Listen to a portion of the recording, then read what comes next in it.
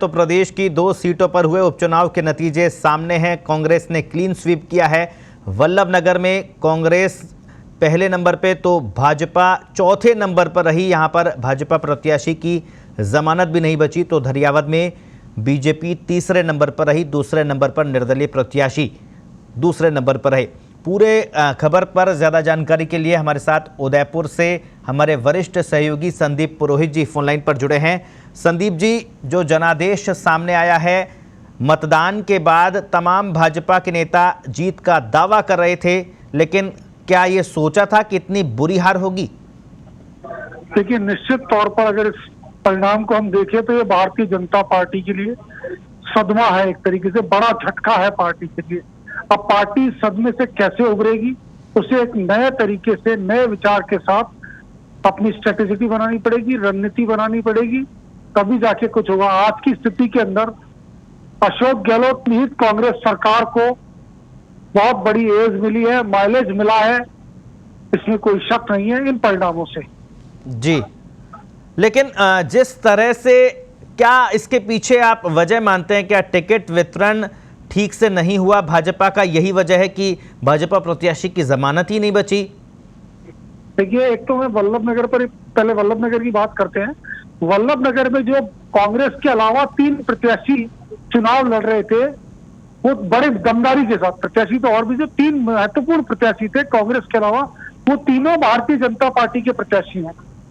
Randhir Singh binder Bharatiya Janata party में रहे, विधायक रहे भारतीय जनता पार्टी के, पूर्व मुख्यमंत्री वसुंधरा राजे के बड़े करीबी रहे हैं। उसके बाद उदयलाल डांगी, जिन्होंने पिछली बार चुनाव लड़ा था भारतीय जनता पार्टी के टिकट पे, जो गुलाब कटारिया के करीबी रहे। और तीसरे प्रत्याशी जो कमल के सिंबल पर लड़ रहे थे, तो वो हिम्मत सिंह झाला है। तो एक तरीके से देखा जाए तो कांग्रेस का 1 प्रत्याशी और बीजेपी के 3 प्रत्याशी थे जी। तो ये तो हाल वल्लभनगर का था। अब अगर हम दरियावद की बात करें तो दरियावद के अंदर पार्टी तीसरे स्थान पर रही है। निर्दलीय थावरचंद से भी पीछे चली गई, और थावरचंद को बीटीवी ने भी टिकट नहीं दिया। वे बीटीवी के बागी विधायक हैं।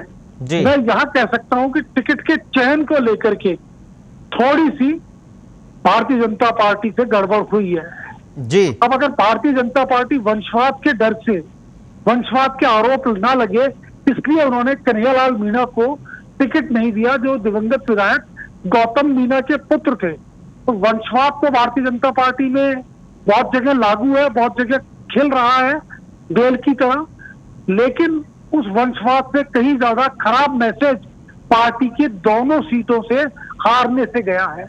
जी संदीप जी, एक अहम बात, क्योंकि मेवाड़ संभाग है, बीजेपी का गढ़ इसे माना जाता है। नेता प्रतिपक्ष गुलाब चंद कटारिया खुद मेवाड़ से आते हैं, उदयपुर से आते हैं। क्या वजह है? क्योंकि वल्लभनगर में जिस तरह से टिकट वितरण के बाद में ये भी सामने आया कि वो नाराज़ हैं, हिम्मत सिंह झाला को वो टिकट नहीं दिलाना चाहते हैं, और उन्होंने एक ऑडियो भी उनका वायरल हुआ जिसमें वो कह रहे थे कि अब पार्टी का फैसला है तो वो कुछ नहीं कर सकते।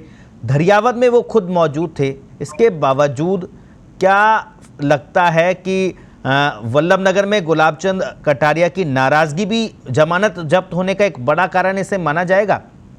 नहीं, देखिए, गुलाब चंद कटारिया की नाराजगी एक बड़ा वजह नहीं माना जाएगा। टिकट का जो इतना नया चेहरा था कि वो चेहरा पहली बार इंट्रोड्यूस हुआ, और गुलाब चंद कटारिया उदयलाल डांगी को टिकट दिलाना चाहते थे, सच है। और डांगी ही दूसरे नंबर पर रहे हैं। डांगी ने रोलपा का दामन थाम लिया और वे दूसरे नंबर पर रहे।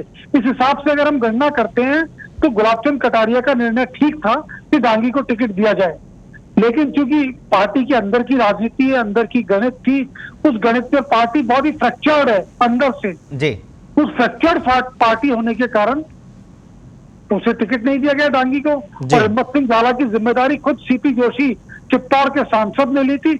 अगर इस वल्लभनगर की हार का सबसे बड़ा जिम्मेदार अगर कोई है, सीधा कोई जिम्मेदार है, तो वे चित्तौड़ से सांसद सीपी जोशी हैं जी।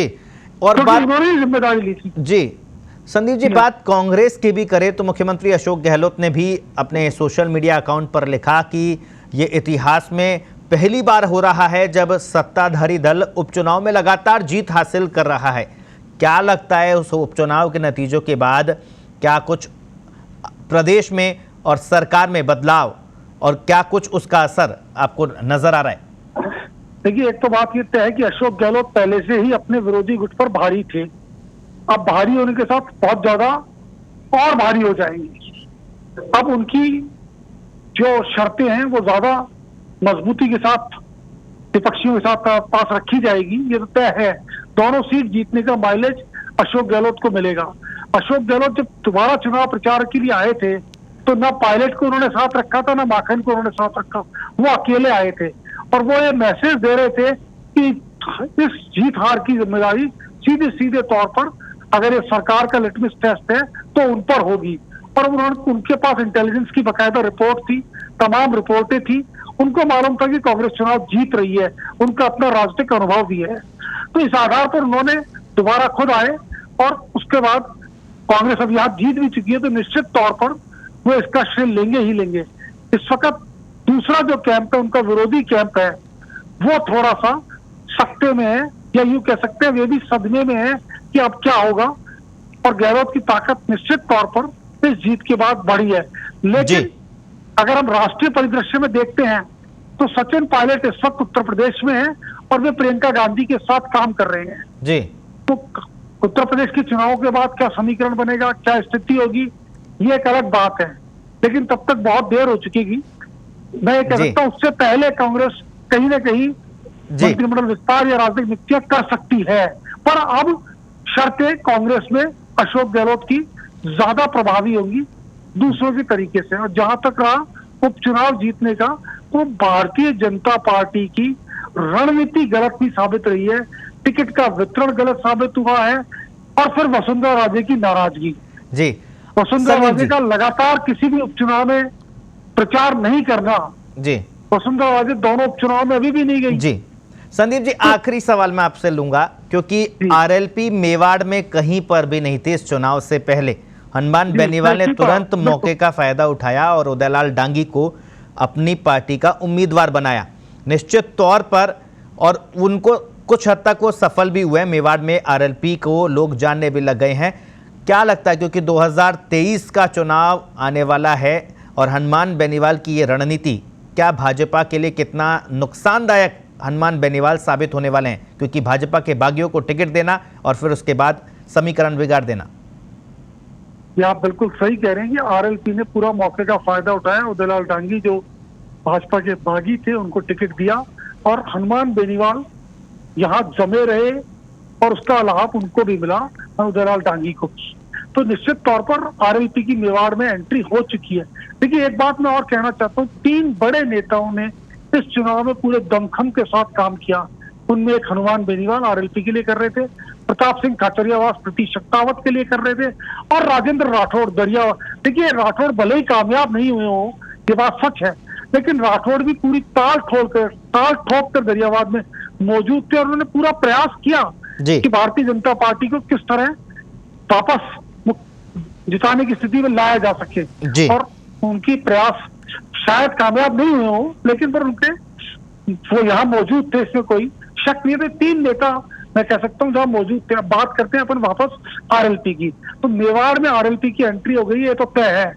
मेवाड़ में दूसरी एक पार्टी और है बीटीपी जी। तो कांग्रेस और भारतीय जनता पार्टी के लिए सबसे बड़ी चुनौती अगर कोई आएगी तो ये तो दोनों छोटे दल हैं, बीटीपी और आरएलपी जी।